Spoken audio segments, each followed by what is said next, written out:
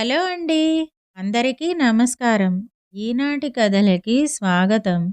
ఈరోజు మనం చెప్పుకోబోయే చందమామ కథ అధర్మ సత్రం. ఇది 25 ఏళ్ల నాటి చందమామ కథల్లోని ఓ కథ. ఒకసారి రంగాపురంలోని పెద్దలంతా సమావేశమై ప్రయాణీకుల సౌకర్యార్థం రహదారి మీద ఒక ధర్మసత్రం కట్టించి వంట చేయటానికి ఒక ముసలిదాన్ని, లెక్కలు చూడటానికి ఒక గుమాస్తాను, ఇతర పనులు చేయటానికి ఒక నౌకరును పెట్టి సత్రం నిర్వహణకు అయ్యే ఖర్చు దేవుడి మాన్యం నుంచి వచ్చేటట్టు ఏర్పాటు చేశారు. కొంతకాలం పాటు సత్రం నిర్వహణ సక్రమంగానే జరిగింది. ఊరికి పెడగా ఉన్న ఆ సత్రానికి యాత్రికులు, ప్రయాణికులు తప్ప ఊళ్ళో వాళ్ళు ఎవరూ వచ్చేవారు కారు. మామూలు ప్రయాణికులు సత్రంలో భోజనం చేసి పడుకుని నిద్రపోయి మర్నాడు తమ ప్రయాణం సాగించేవారు. కాస్త డబ్బున్న వాళ్ళు సత్రం సిబ్బంది ముగ్గురికి తమకు తోచినంత డబ్బు ముట్టజెప్పి మరీ వెళ్ళేవారు. ఇలా డబ్బు తీసుకోవటం మరిగిన సత్రం వాళ్ళు ముగ్గురు అందరి దగ్గర డబ్బు వసూలు చేయనారంభించారు. డబ్బులివ్వని వాళ్లను సత్రంలోకి అడుగు పెట్టనిచ్చేవారు కారు. ప్రయాణీకులు రాగానే నౌకరు తన మామూలు వసూలు చేసేవాడు. డబ్బులిస్తే గాని వంటలక్క విస్తరి వేసేది కాదు. మళ్ళీ డబ్బు చెల్లిస్తే గాని గుమస్తా పడుకునేటందుకు చోటు చూపించేవాడు కాడు. ధర్మసత్రం కాస్త పూటకోళ్ల ఇల్లుగా మారిపోయింది. అయితే ఈ సంగతి ఊళ్ళో తెలియకుండా సత్రం మనుషులు ముగ్గురు చాలా జాగ్రత్త పడ్డారు.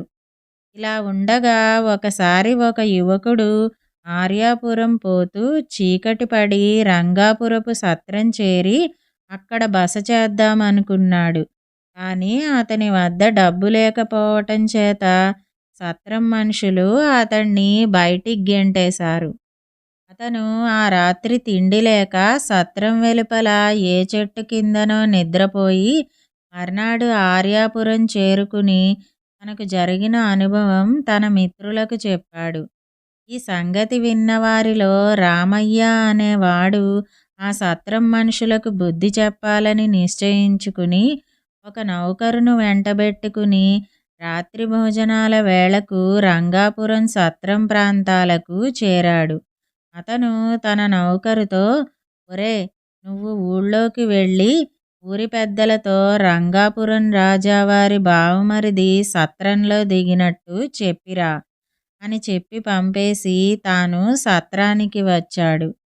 వెంటనే సత్రం నౌకరు రామయ్యను సమీపించి, డబ్బులివ్వండి, స్నానానికి నీళ్లు తోడుతాను అన్నాడు. రామయ్య చెవిటివాడిలాగా నటిస్తూ, అవును, నేను ఒక్కడే వచ్చాను అని సత్రంలోకి ప్రవేశించాడు. భోజనాల సావడిలో వంటలక్క విస్తళ్ళు వేసి వడ్డన చేస్తున్నది.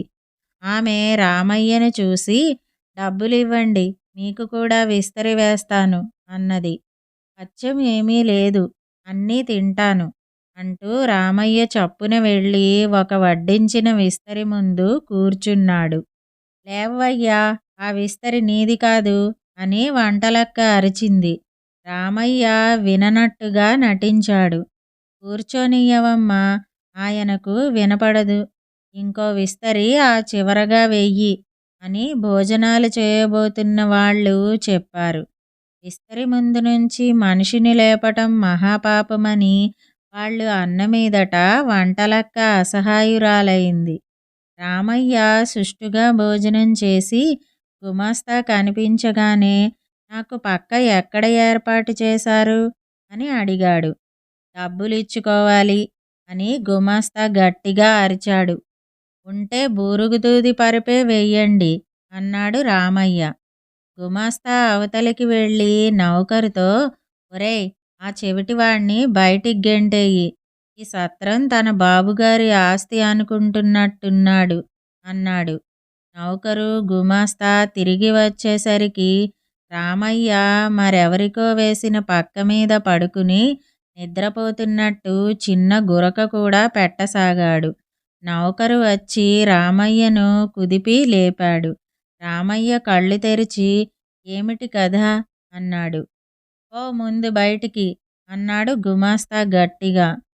ఈ పక్క నాకు చాలా సుఖంగా ఉన్నది, దీనిమీదే నిద్రపోతాను అన్నాడు రామయ్య. బయటికి ఈడ్చేయక చూస్తావేన్రా అని గుమాస్తా అరుస్తున్నాడు. నౌకరు రామయ్యతో పెనుగులాడుతున్నాడు. ఇంతలో గ్రామ పెద్దలు నలుగురు హడావిడిగా సత్రంలోకి వచ్చి, రాజావారి బావమరుదులు వచ్చారటగా, ఎక్కడా అన్నారు. రామయ్య వారితో, అయ్యా, రాజావారి బావమరిది మాట ఏమో కానీ డబ్బులివ్వలేదని రాత్రి ఈ వేళప్పుడు నన్ను బయటికి గెంటేస్తున్నారు అని గ్రామ పెద్దలకు జరిగిందంతా చెప్పేశాడు. గ్రామ పెద్దలు నిర్ఘాంతపోయి మిగిలిన ప్రయాణీకులను అడిగితే తామంతా నౌకరుకు, వంటావిడకు, గుమస్తాకు డబ్బులిచ్చుకుంటున్నట్టు చెప్పారు. పంచాయితీ జరిగింది. సత్రంలో పందికొక్కులల్లే చేరి ముగ్గురు చాలా డబ్బు పోగు చేసినట్టు రుజువైంది. గ్రామ పెద్దలు వాళ్లకు జరిమానా విధించి పనిలో నుంచి తొలగించి కొత్త వాళ్లను నియమించి అప్పుడప్పుడు తాము వంతుల ప్రకారం వచ్చి సత్రం నిర్వహణను తనిఖీ చేసేటట్టు నిశ్చయించారు. ఇదండి అధర్మ సత్రం అనే 25 ఏళ్ల నాటి చందమామ కథ. ఇప్పుడు దురాస అనే కథ విందాం.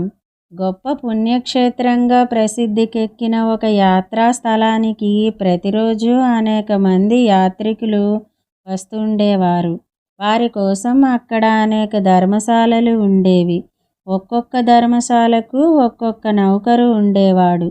ధర్మశాలను శుభ్రంగా ఉంచటము, అందులో దిగే యాత్రికులకు అవసరమైన వసతులు కలిగించటము వాడి పని. ఇలా ఏర్పాటైన నౌకర్లలో రంగన్న అనేవాడు చాలా నిజాయితీపరుడు. ఒకనాడు రంగన్న కింద ఉన్న ధర్మశాలలో ఒక యాత్రికుడు పొరపాటున ఒక బంగారు గొలుసు వదిలిపెట్టి వెళ్ళిపోయాడు. ఆ గొలుసు రంగన్న కంటబడింది. నిజాయితీపరుడైన రంగన్న దాన్ని కాజేయక తీసుకుపోయి దేవాలయ ధర్మకర్తకు ఇచ్చాడు. ధర్మకర్త రంగన్న నిజాయితీని మెచ్చుకుని అతనికి 50 రూపాయలు బహుమానంగా ఇచ్చాడు. అది మొదలు దేవాలయ పాలకవర్గం వారు నిజాయితీగా ఉండే దేవస్థాన నౌకర్లందరికీ 50 రూపాయలు బహుమతిగా ఇవ్వాలని నిర్ణయించి ఈ సంగతి నౌకర్లందరికీ తెలియజేశారు. ధర్మశాలలను కనిపెట్టి ఉండే వాళ్లలో సోమన్న అనే నౌకరు ఒకడు ఉండేవాడు. వాడు రంగన్నలాగా నిజాయితీపరుడు కాడు. ఈ బహుమానాలను గురించి వినగానే వాడికి ఎక్కడలేని దురాశ, దాని వెంబడే ఒక దుర్బుద్ధి పుట్టుకొచ్చాయి. సోమన్న ఒక పన్నాగం పన్నాడు. అదేమిటంటే వాడి బంధువు ఎవడో ఒకడు యాత్రికుడుగా నటిస్తూ వచ్చి సోమన్న అధీనంలో ఉండే ధర్మశాలలో బస చేసి ఒక బంగారు నగనో విలువగల వస్తువునో వదిలేసి వెళ్ళిపోవటము, సోమన్న దాన్ని తీసుకుపోయి ధర్మకర్తకు ఇచ్చి 50 రూపాయలు బహుమతిగా పుచ్చుకోవటమును, తర్వాత వాడి బంధువులు వచ్చి ధర్మకర్త గారికి తాము పోగొట్టుకున్న వస్తువుల ఆనవాళ్లు చెప్పి వాటిని తీసుకుపోయేవారు. ఇలా తరచుగా చేస్తూ సోమన్న బహుమానాల రూపంలో చాలా డబ్బు సంపాదించుకున్నాడు. కొంతకాలం గడిచిన మీదట ధర్మకర్తకు అనుమానం వేసింది. ఎందుకంటే ఈ బహుమతుల నిర్ణయం జరిగిన అనంతరం యాత్రికులు ధర్మశాలల్లో వస్తువులు మరిచి వెళ్ళటం చాలా ఎక్కువ అయిపోయింది. అందులో కూడా సోమన్న ఆధీనంలో ఉండే ధర్మశాలల్లో దిగిన వాళ్లే ఇలా వస్తువులు పోగొట్టుకుంటున్నారు. ఇందులో ఏదో మర్మం ఉండాలనుకుని ధర్మకర్త సోమన్నను పరీక్షించ నిశ్చయించాడు. ఒక రోజున ధర్మకర్త తన బంధువును సోమన్న చూసే ధర్మశాలకు యాత్రికుడుగా పంపాడు. ఆయన వెళ్ళిపోతూ కావాలని తన రవ్వల ఉంగరాన్ని తేలిగ్గా కనిపించే చోట వదిలేసి వెళ్ళాడు. సహజంగా అది సోమన్న కంటబడింది. దాన్ని బయట ఎక్కడ అమ్మినా తేలిగ్గా 300 రూపాయలు వస్తాయి. ధర్మకర్తకు ఇస్తే 50 రూపాయలే వస్తాయి. అందుచేత సోమన్న దాన్ని కాజేసి ఇంటికి తీసుకుపోయాడు. తన వెంట ఒక అధికారి వస్తున్న సంగతి సోమన్న ఎరగడు. సోమన్న తన ఇంట్లోకి పోబోతుండగా 2 రక్షక భటులు అతన్ని ఆపి సోదా చేసి ఉంగరం తీసుకుని అతని చేతులకు బేడీలు తగిలించి జైలుకు పట్టుకుపోయారు. ఇదండి దురాశ అనే కథ. ఈ 2 కథలు గనక మీకు నచ్చినట్టయితే లైక్, షేర్, కామెంట్ చేయండి. మరిన్ని మంచి కథల కోసం మా ఛానల్ను సబ్స్క్రైబ్ చేసుకోండి. మళ్ళీ మరొక మంచి కథతో కలుసుకుందాం.